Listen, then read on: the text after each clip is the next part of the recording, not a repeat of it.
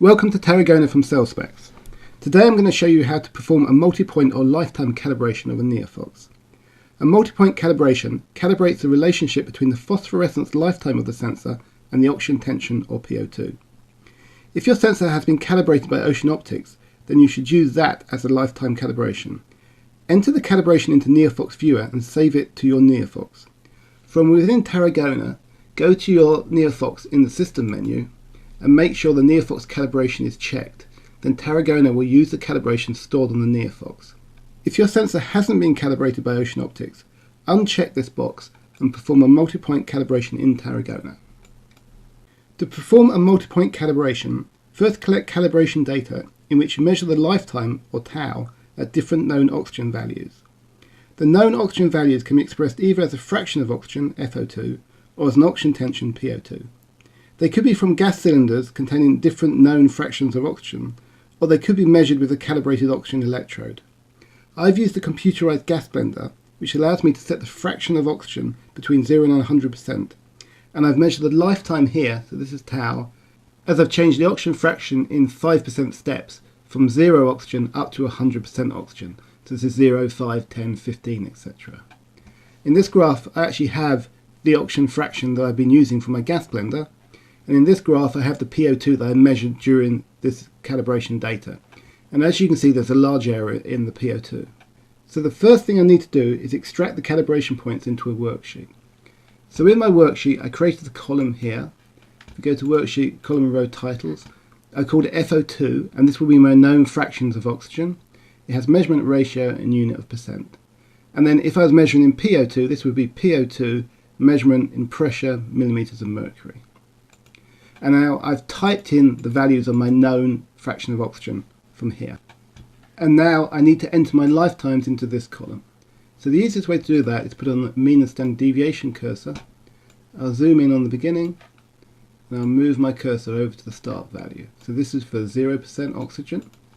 So I'll select the column, select the trace, and I'll press insert. And that's taken the cursor value here, which is the mean and standard deviation between my cursors, and placed it in here. I can now move on to my second point, select and press insert, and that's the mean value between these two cursors, and my third point, and press insert. I'm going to rescale, I'm going to zoom in on my next set, and I just continue this until I've done all my values. So I've almost finished, just 2 more values to do, and then this is my last value. So now I have the known oxygen fraction and the lifetime, and I don't need those standard deviations, so I'll just remove those. So now I can do my calibration. I go into the acquire menu, oxygen calibration, and to my NeoFox. And this opens a panel on the left. And this allows me to either do a 2-point calibration or a lifetime calibration. And I want to do a lifetime calibration. So now I'll briefly talk about these parameters. These parameters are used to calculate the PO2 when your system is equilibrated with air, or the oxygen concentration in aqueous media when your system is equilibrated with air. For this calibration we don't use air, and so these parameters are not important. But we do need to convert the fraction of oxygen into a PO2, and that needs the atmospheric pressure. So this will be read from your NeoFox, and it'll appear here. If you have a barometer and a more accurate value, you can type it in. For this system we're using dry gas, so it's important to set the humidity to 0. I will talk about doing the calibration with air at the end. And now we need to get our calibration data here into this grid.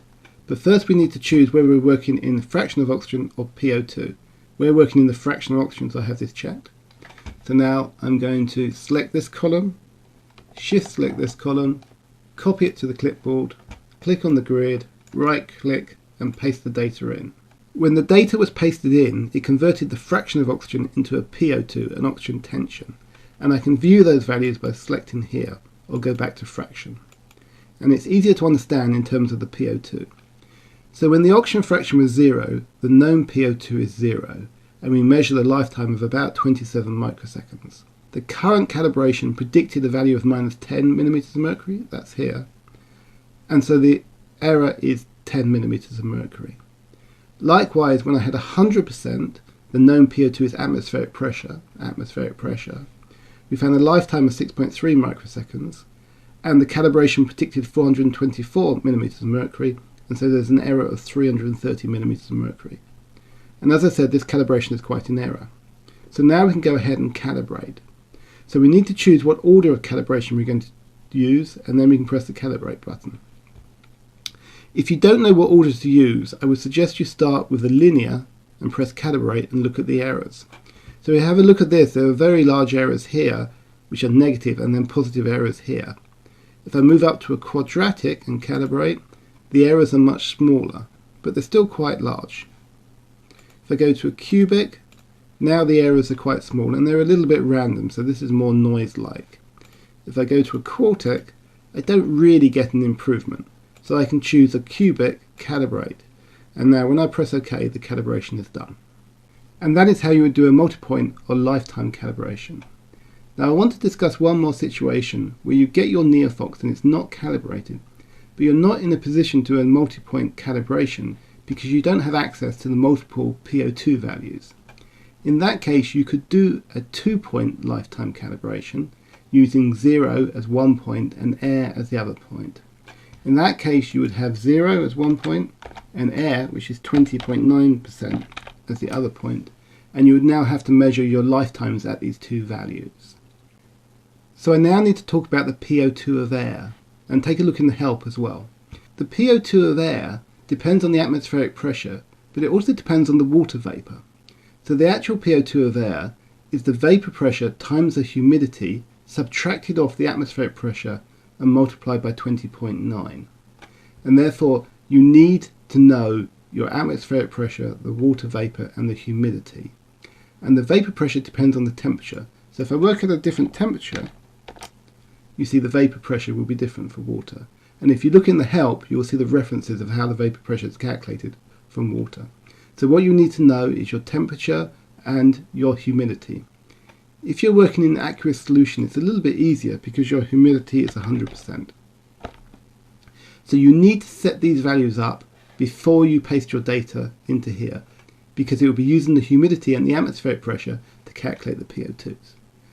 You will only be able to do a linear calibration because you only have 2 points. And that will give you a rough calibration to start using your NeoFox. I hope this was useful. Thank you very much.